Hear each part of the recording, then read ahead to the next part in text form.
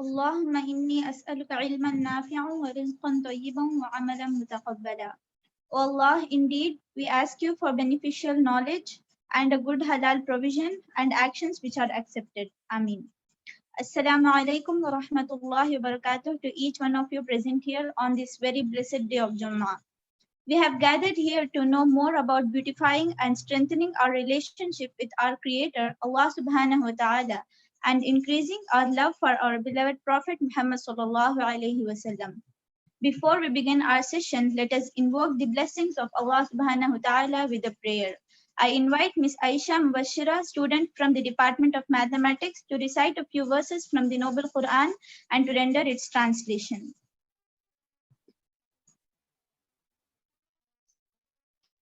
Assalamualaikum warahmatullahi wabarakatuh. أعوذ بالله من الشيطان الرجيم. بسم الله الرحمن الرحيم. هو الذي رسوله بالهدى ودين الحق ليظهره على الدين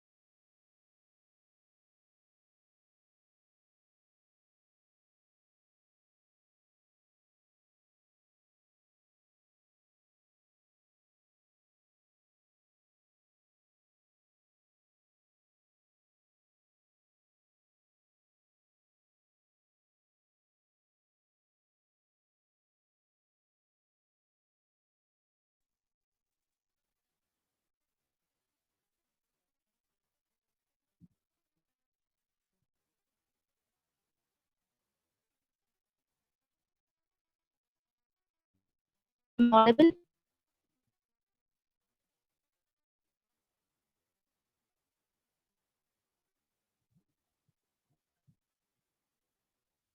Hello. Yes, you're audible now.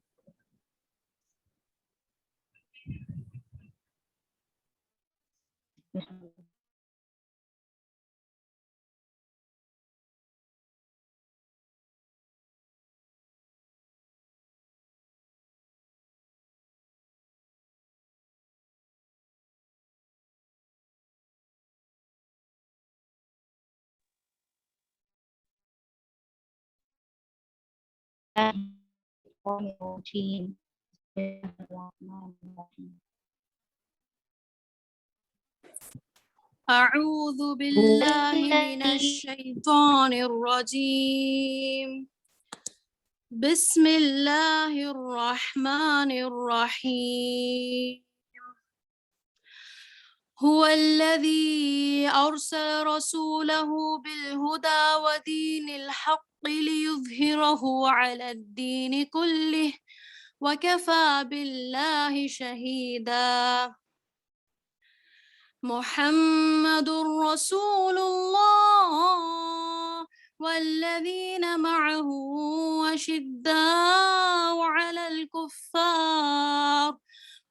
الكفار رحماء بينهم تراهم ركعا سجدا يبتغون فضلا من الله ورضوانا سيماهم في وجوههم من أثر السجود ذلك مثلهم في التوراة ومثلهم في الإنجيل كزرع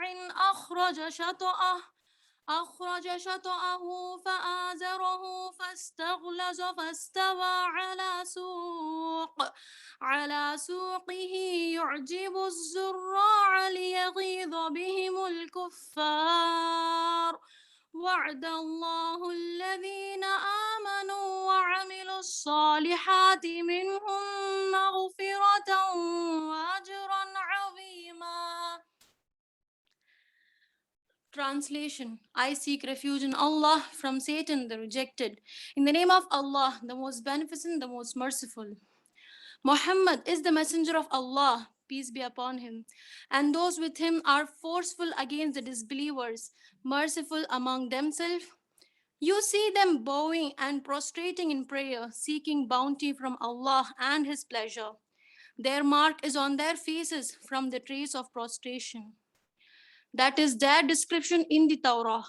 And their description in the Gospel is as the plant which produces its offshoots and strengthens them, so they grow firm and stand upon their stalks, delighting the sorrows, so that Allah may enrage by them the disbelievers. Allah has promised those who believe and do righteous deeds among them and forgiveness, and for them a great reward. Surah Al-Fath, verse 29. Jazakumullah khair. Jazakallah khairan, Miss Samreen. On behalf of the RI Forum, I invite you all to the talk on the series of Heroes of Islam. We have with us Sister Naushin Adam, Head of Quranic Education in Peace Academy, who has joined today to talk on Sahaba Abu Bakr radiallahu anhu. Sister Naushin Adam has been working at Peace Academy for the past 5 years, prior to that 13 years at IIS Chennai. I welcome you, sister, with great privilege to take over the session. Over to you, sister.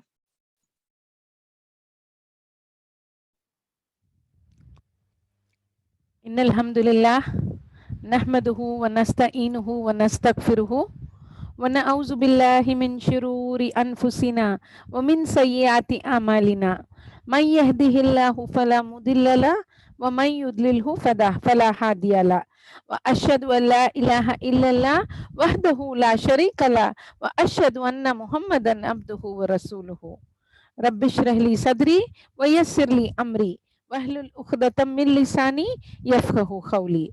Assalamu alaikum wa rahmatullahi wa barakatuhu to all the sisters present over there. Alhamdulillah, alhamdulillah. Jazakallah khairan for you introducing me, sister.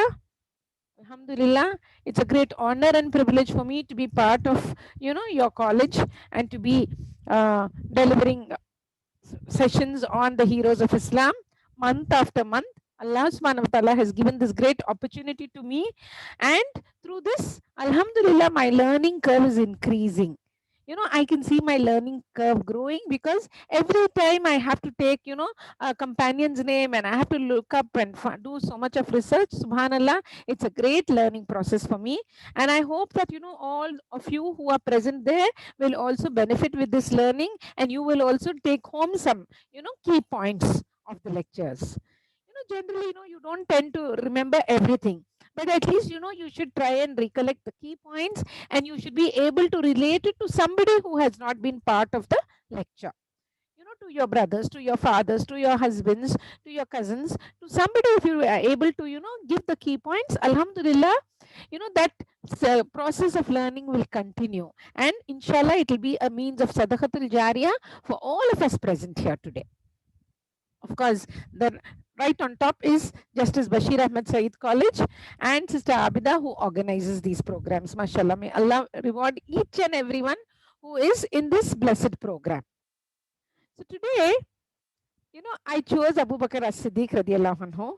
In fact, I should have chosen him as the first companion to speak about. Yes. But the first companion I spoke about probably about 11 or 12 months back, when I was given the first opportunity to speak, I chose Bilal radiallahu anhu.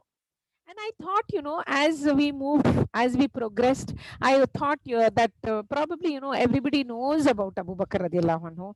So why should we be redundant? Why should we be repeating ourselves? And why should we speak about the knowledge which everybody has? But then afterwards, I realized, and Sister Abida also realized, that even though we know certain facts about these, very famous companions, we still need to go into their lives. We still need to delve into their lives and learn about them, so that, it increases our love for them. It increases our love for Rasul Sallallahu Alaihi Wasallam. It increases our love for Allah Subhanahu wa Ta'ala. And we will know what kind of sacrifices, what kind of difficulties these great Sahaba have undergone to fulfill their pledge, to fulfill their commitment to Islam. All right. So Abu Bakr radiallahu anhu, He is very well known to many of you, but for those who do not know, and for all of us as a revision, I took Abu Bakr radiallahu anhu today. I hope I'll be able to do justice. There is so much to talk about him and such little time. But may Allah place barakah and may we learn all the best points. May we, take the best out of whatever we are learning, inshallah. So who is Abu Bakr radiallahu anhu? His name, we'll start with his name. His name, Abu Bakr. Abu Bakr actually means the father of the young camel. In Makkah, back in those days, they always had a kunya. They were always called by a name which represents their child or which represents, an animal. Like, for example, Abu Huraira, he's known as the father of the kittens because he always carried a kitten in his arms. So similarly, Abu Bakr actually means the father of the young camel, because he was very good in tending to camels and he knew every breed of camel.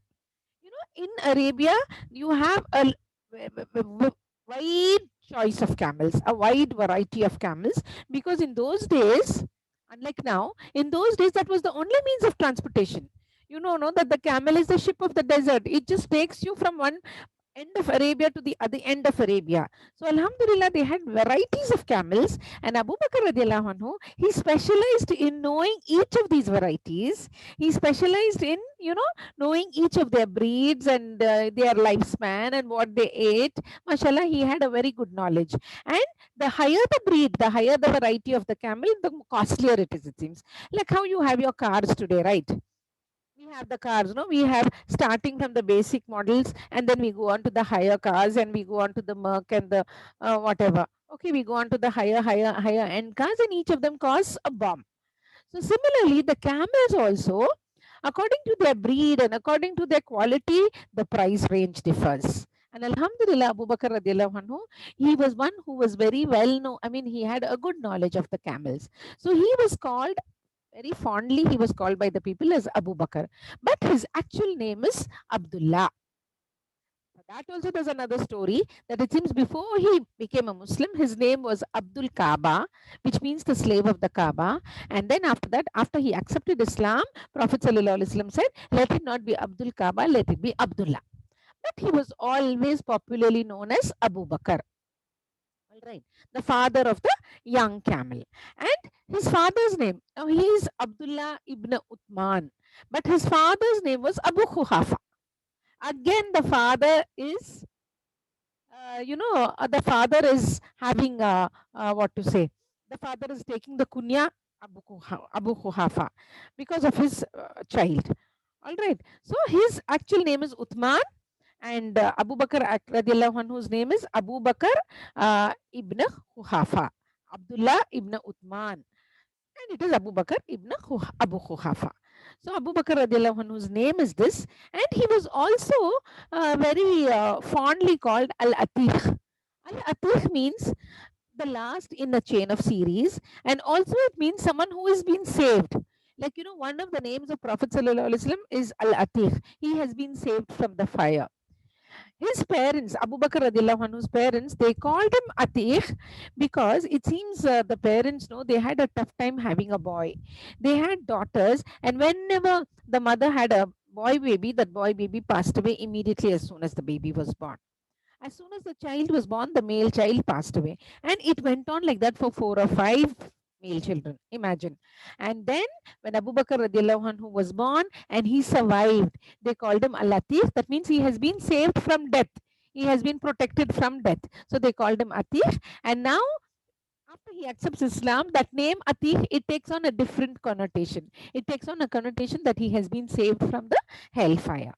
Okay, I went into the life of Abu Bakr radiallahu anhu, and I took some, different points, some unique points, because generally, you all know all the important points about Abu Bakr radiallahu anhu. All the well-known facts are always well-known. So I wanted to look into some things which, are generally are not known, so that, this will be like sharing knowledge. Alhamdulillah. So Abu Bakr radiallahu anhu, he belonged to the Banu Taim tribe.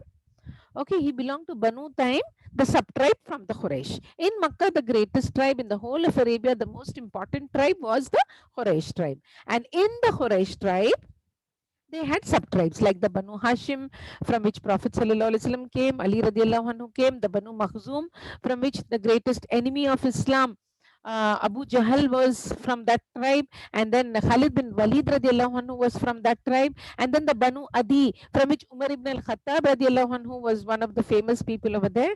Likewise, now from the Banu Taim, Taim, okay, from the Banu Taim tribe, we have this person Abu Bakr radiallahu anhu. He belongs to the Banu Taim tribe, and the Banu Taim tribe, it had a very good position in Makkah. Although it was not, it was not a huge tribe. Like Banu Hashim was, huge in number. The number of the people of the tribe was a lot.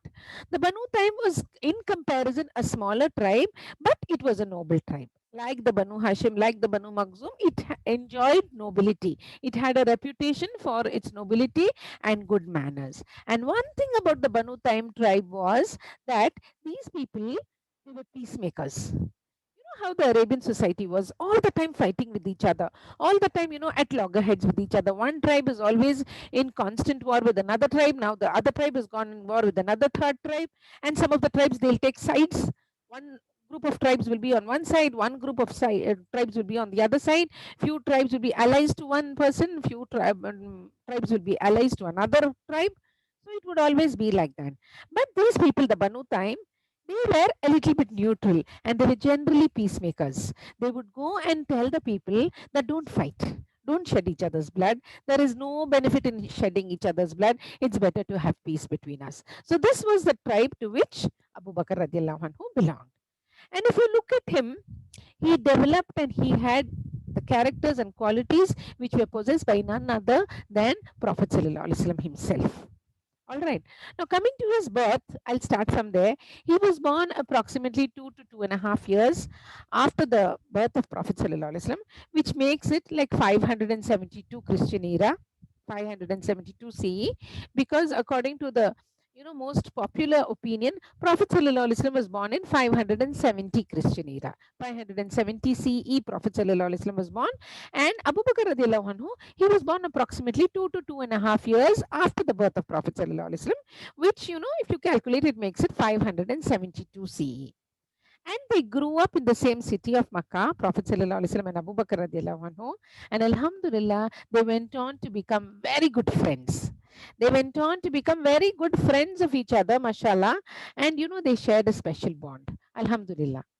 And somehow, when you are good friends, your character wears off on the other person. That person's character comes on to you. Okay, because you're thinking alike, you're speaking alike, you're always together. So Alhamdulillah, it's always, that you are together and your mindset is almost the same.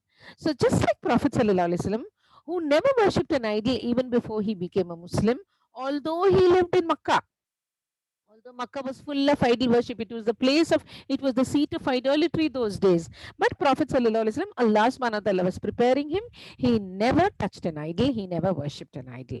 And two more people have never prayed to an idol and have never consumed alcohol. Just like Prophet Sallallahu Alaihi Wasallam. One of them is Abu Bakr radiallahu anhu, Abu Bakr as-Siddiq radiallahu anhu, and the other person is Uthman bin Affan radiallahu anhu. Just about 2 months ago, in the month of Ramadan, we did the biography of Uthman bin Affan radiallahu anhu. We did a little bit on his life. All right. So Abu Bakr radiallahu anhu, like Prophet Sallallahu Alaihi Wasallam, somehow, his heart did not accept idol worship. One day, it seems his father took him to the Kaaba, his father Abu Kuhafa, while Abu Bakr radiallahu anhu was a teenager, left him in front of one of the idols and he said, "You do your ibadah here. Worship these idols and I will just get back. I have some work. I'll go. I'll finish my work and come. Till then, you're not to move from this place. Stay here and do ibadah of these idols." And after his father went away, Abu Bakr radiallahu anhu is looking at these idols and he's thinking to himself, it seems, what use are these idols to me? Are they going to benefit me in any way? No. So it seems he goes up to one of the idols and says, "Oh my Lord," in jest, in a joke, he's saying, "Oh my Lord, I'm hungry. Give me food." Is any food coming to him? Nothing. Then he goes to the next idol and he says, "Oh my Lord, I don't have enough clothes to wear. Can you give me a new set of clothes?" Is anything coming forward? Nothing. Then he says, "You are not able to hear me. You are not able to see me. You are not able to do anything for me. Then why are you here? Why have people kept you here? And why are people reaching out to you? This is beyond my thinking. This is beyond my comprehension. And then what he says, if I push you down, you will fall down. Will you be able to save yourself? No response. He takes a stone and he throws it at one of the idols. That idol just falls down and breaks. Alhamdulillah, luckily nobody was around to, catch hold of him and catch him by the collar. But that idol just falls down and breaks. So if it's a confirmation for him. And if you think of what he has done, can you be reminded of a prophet? It's you reminding you of none but Ibrahim alayhi salam. Ibrahim alayhi salam has done this. Okay. He has gone to the idols and he said, you cannot do anything for me. Similarly, same thing Abu Bakr radiallahu anhu was saying. You cannot feed me, you cannot clothe me, then why are you here? People make you with their own hands and they come and place you in front of the Kaaba and then they worship you. I can't understand this logic. So Alhamdulillah, as he was growing up, he never went into idol worship. He never touched alcohol. And he was a great friend of Prophet Sallallahu Alaihi Wasallam. MashaAllah, they grew up together. And he was a big businessman, mashallah. He had the opportunity to go on various trade routes, various trade expeditions, up north to Syria and down south to Yemen. And he would, he built up his business for himself. He would trade in fine quality fabrics, perfumes, mashallah, and he had earned a name for himself. Excuse me. He had earned a name for himself in the city of Makkah. Alhamdulillah. People love to transact business with him. Just give me 1 minute, sisters.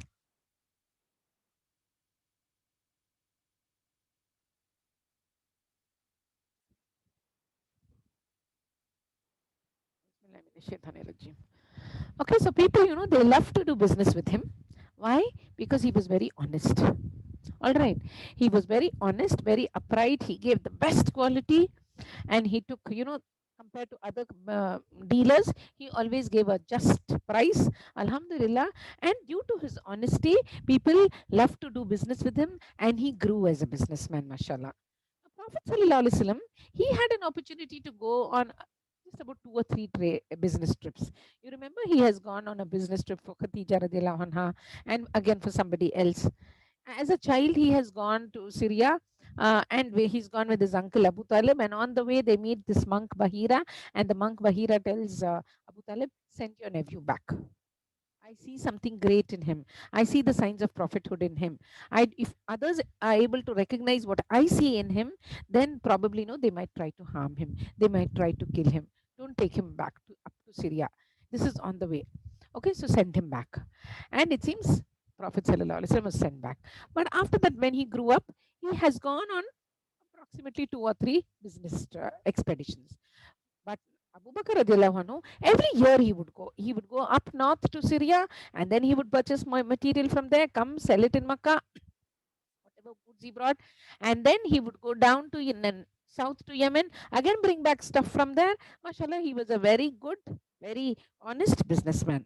And then, is it a little bit of a surprise? It's no surprise at all that when Prophet Sallallahu Alaihi Wasallam declared prophethood and told Abu Bakr radiallahu anhu that, I have accepted Islam and this is my religion and I have been chosen by Allah subhanahu wa ta'ala to be the messenger of Islam, to be the one to convey the glad tidings to the people. I have been chosen as the messenger of Allah. Is it any surprise that Abu Bakr radiallahu anhu immediately accepted? He said, Saddaqtu. I accept. Immediately, I affirm to the truth. Prophet Sallallahu Alaihi Wasallam has always said about Abu Bakr radiallahu anhu. People, they accepted Islam. Some of them slowly, some of them carefully, some of them, a little late in life. Some of them accepted Islam towards the end of the Islamic era, towards the end of Prophet Sallallahu Alaihi Wasallam's life. All right, each one according to Allah's will, how they accepted and how they committed themselves to Islam. But when it came to Abu Bakr radiallahu anhu, he did not blink even once. He did not hesitate even for a moment. The moment I told him that I have been chosen to be the messenger of Allah, immediately he accepted. Now, this is Abu Bakr radiallahu anhu, sisters. Without any hesitation, because he has grown up with Prophet Sallallahu Alaihi Wasallam. He knows Rasul Sallallahu Alaihi Wasallam in and out. All right. He has been his good friend. He has shared everything with Abu Bakr, with Prophet Sallallahu Alaihi Wasallam. Prophet Sallallahu Alaihi Wasallam has shared everything of his with Abu Bakr radiallahu anhu. How are good friends? They share their happinesses, they share their joys, they share their sorrows with each other. And he knew that my friend can never tell a lie. So if he says he is the Prophet of Allah, I accept. And this is one thing, which Prophet Sallallahu Alaihi Wasallam never forgot till the end of his life. He said that, everyone hesitated, at least for a bit, but he never, once also, he never uh, hesitated. He immediately accepted my call. So according to Imam Abu Hanifa rahimahullah, the four madhabs we have: Hanafi, Shafi, Hanbali, Maliki. Okay, so the leader of the Hanafi school of thought, Imam Abu Hanifa, he puts it down very nicely, and he says, amongst the first to accept Islam from the women, it was Khatija radiallahu anha, Khatija bint Khuwailid, the wife of Prophet sallallahu alaihi wasallam. Amongst the little young children, it was Ali radiallahu anhu, his cousin and his nephew, and amongst the free men, it was Abu Bakr radiallahu anhu. Okay, they all sort of accepted it on the same day, it seems. But Abu Bakr radiallahu anhu, he's an outsider to the family of Prophet sallallahu alaihi wasallam. He belongs to a different tribe. Now, alhamdulillah, he has accepted Islam. Now, Abu Bakr radiallahu anhu, he was very good at genealogy. Okay, he knew everyone in Makkah, and he knew the names of their fathers and grandfathers up to the 10th generation, up to the 20th generation. A very unheard of thing, right? In today's world, it's a great thing if we know our grandfather's names. And great grandfather's names we won't know. Okay, I have heard my grandmother saying this, probably it is this name. But Abu Bakr radiallahu anhu, first of all, the Arabs, they were very particular and very keen on genealogy. And Abu Bakr radiallahu anhu, it was his hobby. He made it a point to learn the genealogy, so that if anybody wanted to clear any matter with him, they would just come and ask him, tell me the names of my grandfathers, tell me the name of my 5th grandfather, 10th grandfather, from which tribe do I come, and where two tribes have merged together in marriage, and then the offshoots are there. So just tell me something, and then Abu Bakr radiallahu anhu, from top to bottom, he'll be able to tell. So he had the speciality in genealogy. Mashallah. And it came of great use when Prophet ﷺ went from tribe to tribe, inviting them to Islam. Those who came for Hajj, during the 11th year of prophethood, during the 12th year, the people of Medina, they came. The people of Yathrib, Yathrib is the old name of the city of Medina. When they came, and Prophet ﷺ went tent by tent, inviting the people to accept Islam, many times Abu Bakr radiallahu anhu would be his companion, because Abu Bakr radiallahu anhu would tell him, Rasulullah, these are so and so, these are from this tribe, these people are from here, they have a very good leader, they are very intelligent people, they think logically. So he knew their background, mashallah, and it was of great help to Prophet sallallahu alaihi wasallam. So he specialized in genealogy. So this was Abu Bakr Siddiq radiallahu anhu. Now, as we move on, after he accepted Islam, he did not think, what will happen to me if I accept Islam? Will the people look at me in the same way? Will they accept me in the same way? No. For him, that all those things were apart. They did not matter at all. If my friend is saying that he has been chosen as the Prophet of Allah, he can never tell a lie. He is speaking the truth, and I have to accept it. That was his stand. And alhamdulillah, Allah subhanahu wa ta'ala blessed him. When the Muslims in Makkah were being tortured, a point of time, towards the 5th year of prophethood, the Muslims were being tortured, and Prophet ﷺ said, okay, those of you who are able to afford the journey, who are able to undertake the journey, go to Abyssinia. Now, Abyssinia is not in Saudi Arabia, right? You have to cross the sea and go. It's in Africa. Okay, Abyssinia is the old name of modern day Ethiopia. So you go there. I know that the king over there is a very just king. All those of you who want, you can go there, go secretly, go privately. At least you'll be allowed to practice your religion in peace. I know that the king is a very good king. So many of them, in the beginning, it was only 16 people, they undertook the journey. And then afterwards, about 75 people went. Alhamdulillah. Subsequently. Okay. So Abu Bakr radiallahu anhu was also one of those who wanted to leave. Even and asked Prophet sallallahu alaihi wasallam, Ya Rasulullah, even I would like to go to Abyssinia. Although, I'm going to be away from you, but I would like to go there and see how the situation over there is, and I want to practice my religion openly, peacefully. So Rasulullah said, go ahead, you go. For Rasul Sallallahu Alaihi Wasallam, the command had not come from Allah Subhanahu wa Ta'ala, but he advised his companions. Any of you who are able to go, please go.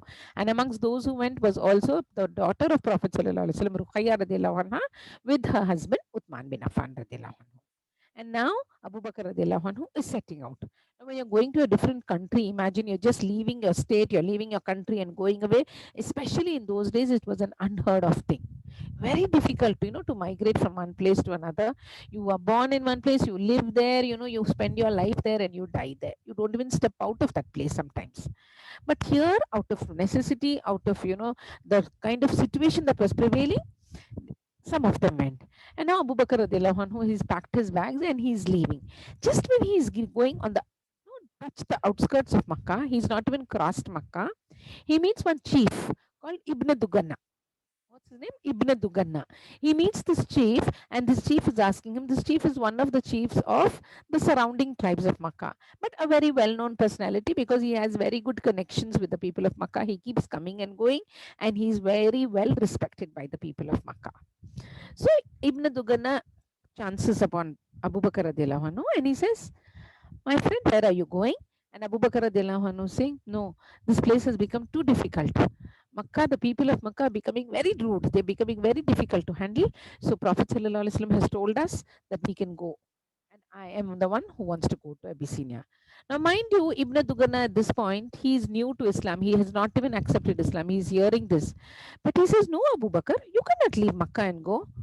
A person like you, mashallah, you need to stay on in Makkah. You have such good qualities." And then Abu Bakr radiallahu anhu says, "No, these people won't let me stay. Okay, that's why I'm going away." So Ibn Duganna says, "You come with me. Come back with me to Makkah. I will go there and I will take your guarantee." Now, this was the system. If somebody says, "I give him protection, I protect him, I give him my guarantee," then nobody can harm him. I'll give your guarantee. I'll give guarantee for you, and let's see who is able to harm you. So come back with me. And you know how he describes Abu Bakr radiallahu anhu? These words are very touching. Ibn Duganna, he says, "You are a person who helps the destitute. You are the person who takes care of the orphan. You are a person who visits the sick. You are a person who takes care of your neighbors. You have such good qualities in you. How could the people expel you? You should not be going outside of Makkah. You should be staying in Makkah." And sisters, if we recall, these are the very same words used by Khatija radiallahu anha when she described Prophet sallallahu alaihi wasallam. When he came back after the first wahi, when he came back frightened to her, and he said, "Zamiluni, Zamiluni, Datiruni, Kavami, Kavami." He was shivering at the same time. He was sweating, breaking into a sweat, and he was in such a disturbed state. And she's saying, "Why, what has happened to you?" And he's relating what has happened to him at Cave Hira. And then these are the very same words she uses to comfort him. She says, "You have always taken care of your relatives. You have never broken ties of kinship. You are the one who looks after the needy, the destitute, the orphan. Allah will not forsake you." Okay. So if something is there, then it is from Allah. You just relax. These are the beautiful words of comfort which Khatija radiallahu anha gives for her husband. And these very same lines are being quoted, although he does not know it. But these are the same lines by which Ibn Duganna is describing Abu Bakr radiallahu anhu. MashaAllah.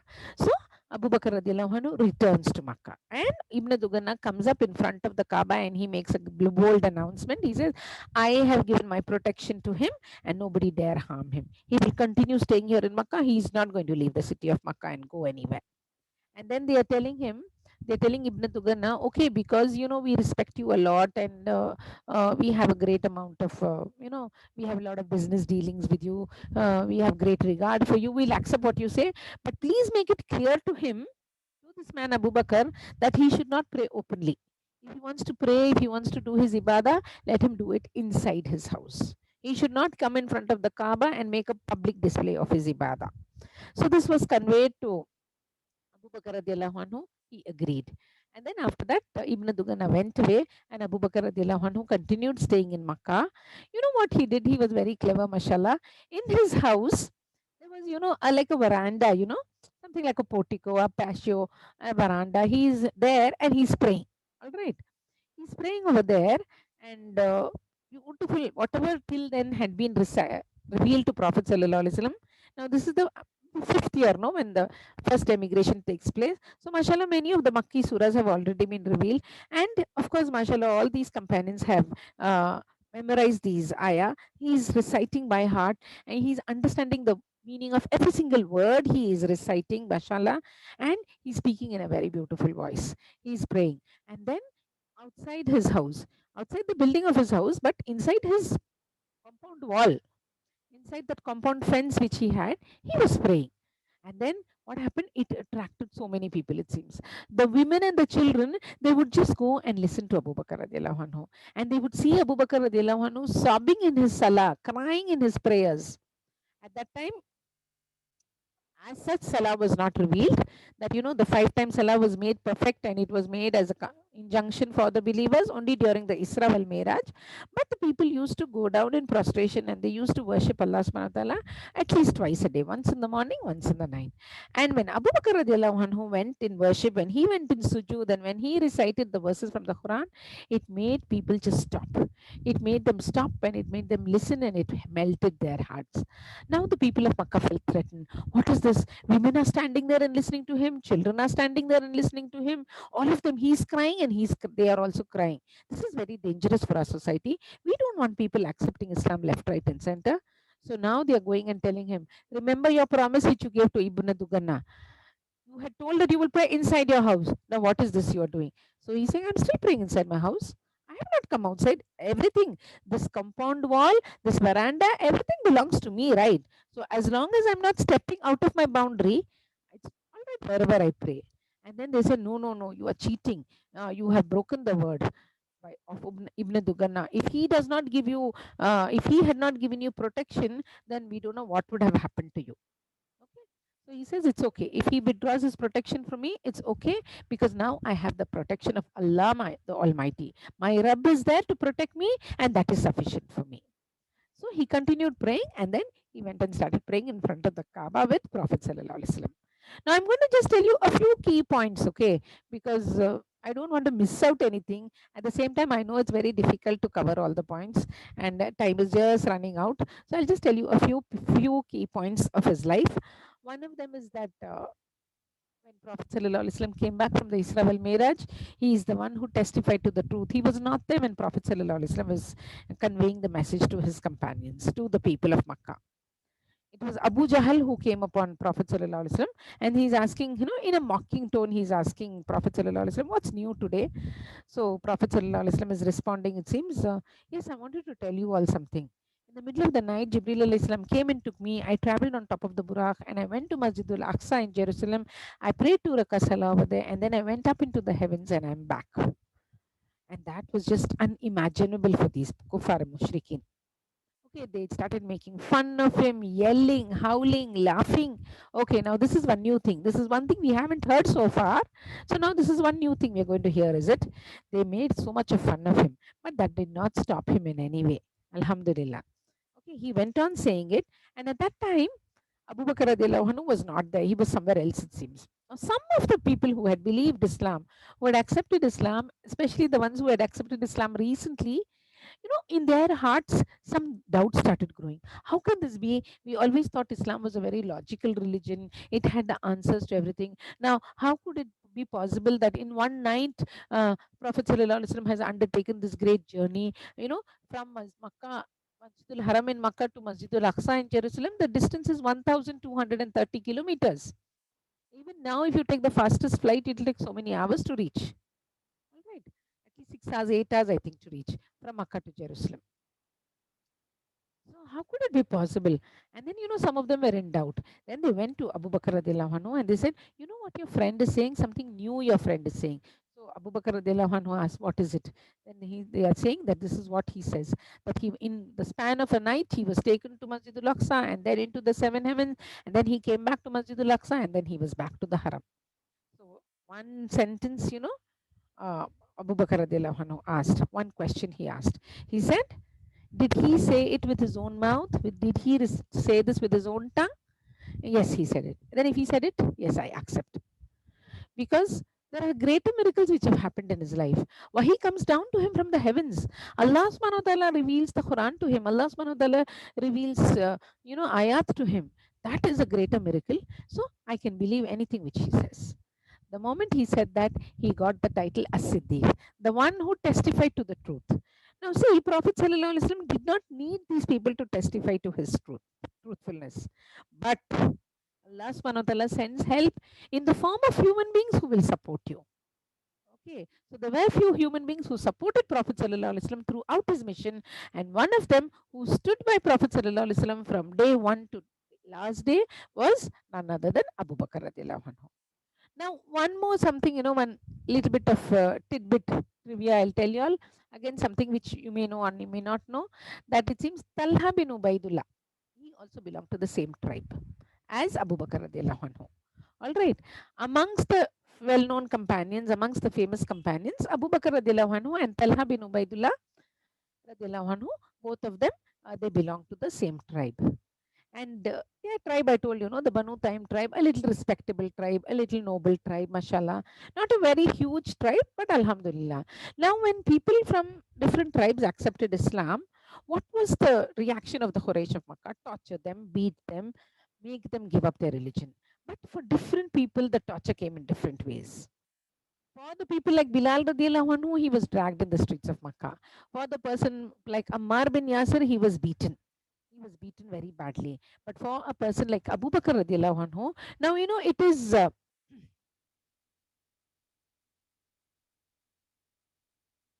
Now, sisters, are you able to hear me? Yes, sister, you're audible. Yeah. Okay. So Talha bin Ubaidullah and Abu Bakr radiallahu anhu, they belong to the same tribe. And you know how they were tortured? They were just tied up together and they were beaten up, it seems. It was just a ploy to get them to say, I will give up this new religion. But they did not give up this religion. Alhamdulillah, alhamdulillah. And who was the one who troubled them? None other than the brother of Khadija bint Khuwailid radiallahu anha, the wife of Prophet sallallahu alaihi wasallam. Her brother Naufal bint Khuwailid, he was known as the lion of the Quraysh, and he was also known as a shaitan of the Quraysh, it seems. Because he was the one who went and fought against Prophet sallallahu alaihi wasallam during Badr as well. So he is the one who is torturing these two together, Abu Bakr radiallahu anhu and Talha bin Ubaidullah. But do you think these people with strong iman, are they going to give up? No, they will not give up. And due to his efforts, subhanallah, due to his dawah, Abu Bakr radiallahu anhu was able to invite 6 of the Asharatul Mubashirin. The Asharatul Mubashirin are those 10 companions who have been promised Jannah on earth itself. According to a hadith of Prophet sallallahu alaihi wasallam, Prophet sallallahu alaihi wasallam said that Abu Bakr is in Jannah, Umar is in Jannah, Uthman is in Jannah, Ali is in Jannah, Abdurrahman bin Auf is in Jannah, and he went on and on to speak the name of 10 people in one particular hadith. So according to that hadith, these 10 people will go into Jannah. They have been given glad tidings of Jannah on earth itself. Alhamdulillah. Now, out of these 10 people, Ali radiallahu anhu was the cousin of Prophet sallallahu alaihi wasallam. So he accepted directly from Rasulullah because he grew up in the household of Rasulullah. Umar ibn al-Khattab, we all know the dramatic way in which he accepted Islam. Sa'id ibn Zaid radiallahu anhu, he accepts Islam from Khabbab bin al-Arat and his wife Fatima bint al-Khattab. All right, apart from that, all the other Asharatul Mubashirin, excluding Abu Bakr radiallahu anhu, 6 of them he has given dawah to, and all of them have accepted Islam from him.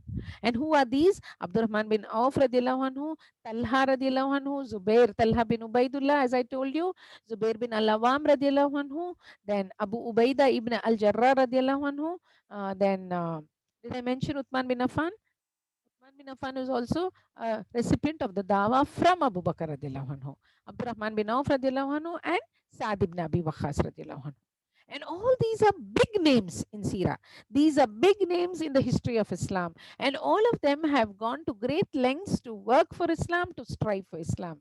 And Islamically, all the khair comes back to you. You start something good, you initiate something good, and after that, whoever acts upon it and they continue to act upon it, all the khair, not only it goes to them, that khair comes back to you. Just imagine, sisters, Sa'd ibn Abi Waqqas, he went to China after the death of Prophet Sallallahu Alaihi Wasallam, he went to China and he spread Islam over there. And for all the Muslims who are living in China and who have accepted Islam and who are continuing to grow as Muslims, Alhamdulillah, the reward goes back to Sa'd ibn Abi Waqqas radiallahu anhu, and from there it goes back to Abu Bakr radiallahu anhu, mashallah. Abdurrahman bin Auf, for all the charitable deeds he did, he was known as, for his great amounts of charity. Subhanallah, he was one of the richest companions after going to Medina. And for every charitable deed he did, the reward reached him and it went back to Abu Bakr radiallahu anhu because Abu Bakr radiallahu anhu initiated him into Islam. Similarly, for Uthman bin Affan and the others, mashallah, Talha and Zubair, they were youngsters. Okay, Talha bin Ubaidullah and Zubair bin Al-Awwam radiallahu anhu, youngsters, probably teenagers, 16, 17, youth, and mashallah, very happy to accept Islam, and they are always known together. Alhamdulillah, they have also accepted Islam. So for every person who has accepted Islam from Abu Bakr radiallahu anhu and continues to follow it, mashallah, the reward goes back to him. All right. And one more thing which he's very famous for is his emancipation of slaves. He was known as the emancipator of slaves. Know that he bought over Bilal radiallahu anhu from his cruel master. And his master, Umayyah bin Khalaf, he demanded a huge price for Bilal radiallahu anhu. Abu Bakr radiallahu anhu just closed his eyes and gave the amount. And then after the transaction was done, after the deal was, finalized, his that Umayyah bin Khalaf, that master of Bilal radiallahu anhu, he's laughing at Abu Bakr. He's saying the slave was not worth that much. Even if you had given me just one ukhya of gold, one ukhya means so many ounces, okay? If you had just given me one ukhya of gold, it would have been enough for me. But I asked for 10 ukhyas of gold and you still gave it to me.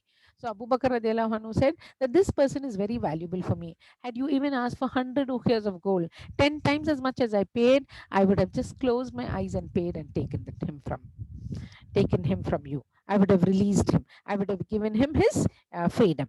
Mashallah. So this is one more thing which Abu Bakr radiallahu anhu is very famous for, and that is emancipating slaves. Now, one more thing I want to tell before I end, because time is just, rushing past.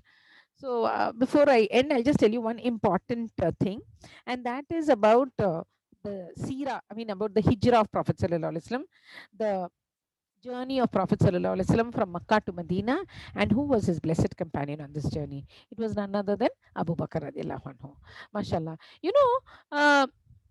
Prophet Sallallahu Alaihi Wasallam, he told the people, it seems, that I have been shown my place, that I will be going to this place called Yathrib. That is going to be my destination. I'm going to go and stay there with those people because they have invited me. As for those of you who can go, you go. As far as I am concerned, I'm waiting for the command of Allah subhanahu wa ta'ala. Once the command comes, then I will be ready to move. And Abu Bakr radiallahu anhu didn't want to be second in anything. He always wanted to be first. Not because, he had that competitive spirit in him. It was because he was amongst the Sabiqun. The Sabiqun are the racers, the ones who want to be good in goodness. They want to be first when it comes to doing good deeds. So here we are going to see how, these Sabiqun are the ones who are racing forward to be the first in performing good deeds, and how can we reach their level? How can we at least, imitate that level? That is what we are here for.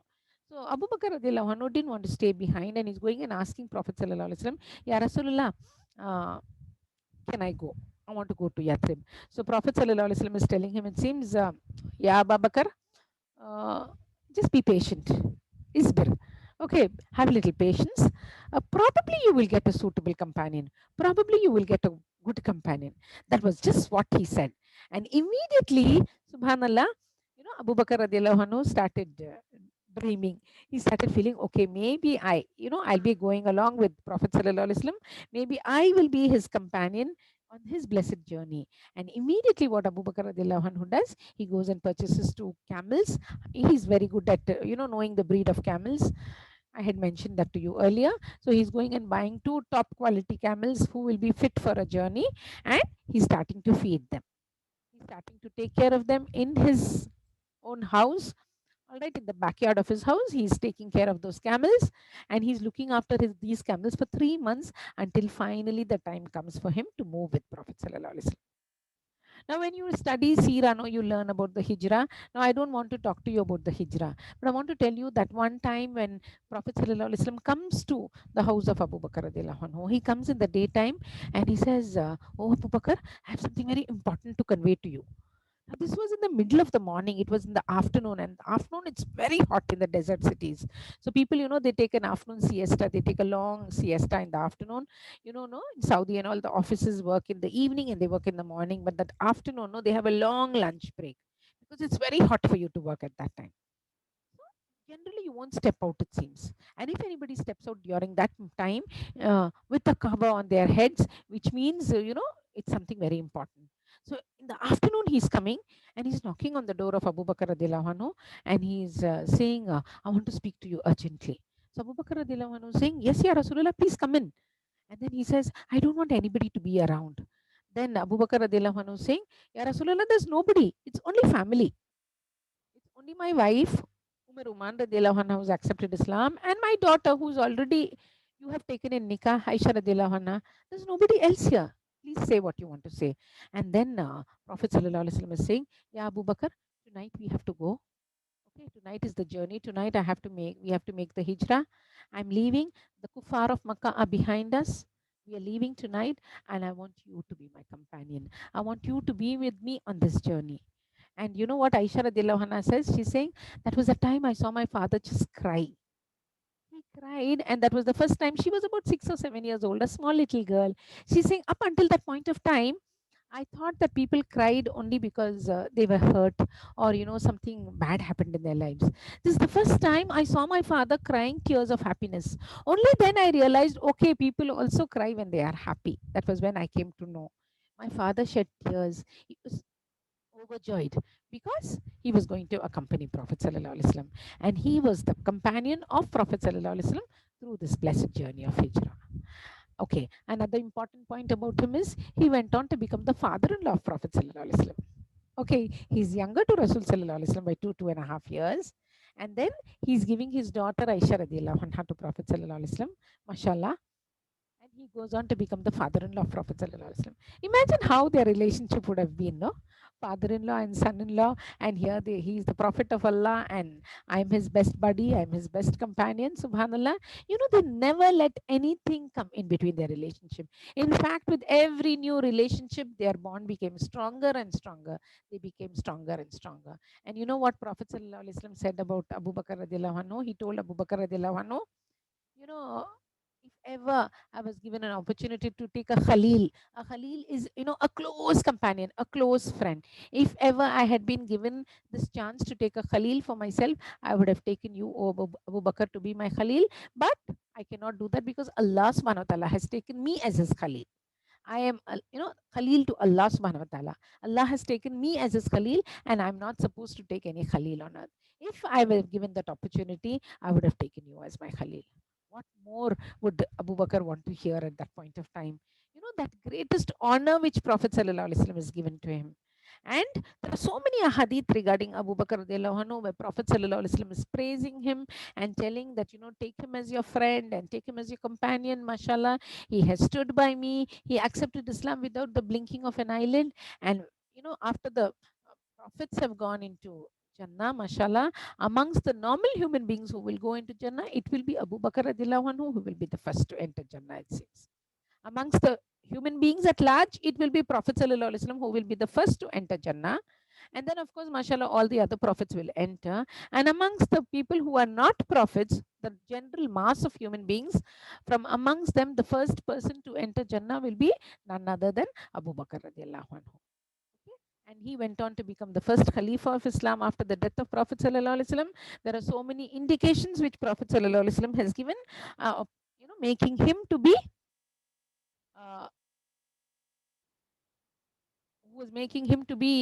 what to say, the Khalifa, an indication to make him the Khalifa.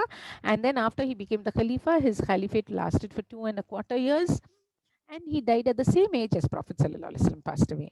Prophet Sallallahu Alaihi Wasallam passed away at 63, and then he also passed away. Abu Bakr radiallahu anhu passed away at the age of 63. May Allah subhanahu wa ta'ala rest his soul in peace. May Allah subhanahu wa ta'ala give all the rewards to these great companions who have really worked hard and strived to establish Islam for all of us. And may Allah subhanahu wa ta'ala grant all of us the hidayah to walk on the footsteps of these great heroes. You know, we are here sacrificing, I know all of you are sacrificing your afternoon sleep, those who are here listening, because you know, on a Jummah you eat your biryani and you go to sleep. Alhamdulillah, you all have logged in and are hearing. So may Allah accept this sacrifice from you all. May Allah subhanahu wa ta'ala make this, you know, our coming and going, our meeting and parting for the sake of Allah, you know, let it be on our record of good deeds. You know, may Allah subhanahu wa ta'ala bless us, bless you, bless me.